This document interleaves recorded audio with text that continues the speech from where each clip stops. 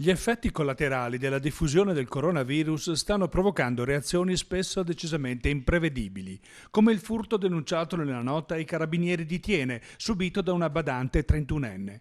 La donna si è vista forzare la propria auto per sottrarle 10 mascherine di protezione che conservava sul sedile. Sono invece i controlli a tappeto sull'intera provincia ad essere i protagonisti di queste giornate. Le forze dell'ordine hanno denunciato quasi 40 persone per la violazione delle norme per il contenimento del coronavirus.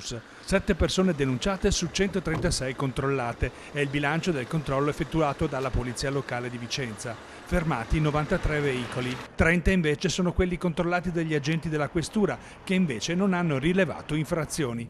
21 invece le persone denunciate dai carabinieri della radiomobile di Vicenza e delle stazioni di Brendola, Longare e Torri di Quartesolo, tra questi anche un minore. Sì, mi vuole favorire la patente, signora, per cortesia. Il mancato rispetto della distanza sociale di 1 metro è una delle violazioni più frequenti. La più gettonata è stata però quella dell'allontanamento dal proprio comune senza un reale stato di necessità. È capitato ancora di essere fermati?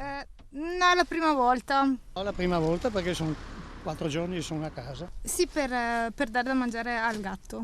Necessità, perché sennò il gatto muore.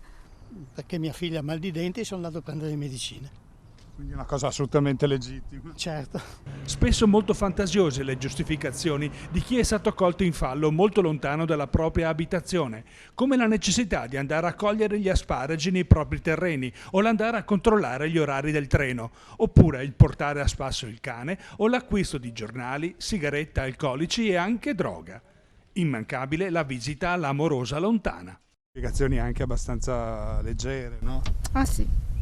Lei cosa ne pensa? Ci sono certi che fanno i furbi. Sicuramente. Ha saputo di qualcuno che magari l'ha colpita? Oddio, sì, qualcuno che ha detto che è andato a trovare la fidanzata e insomma non si può.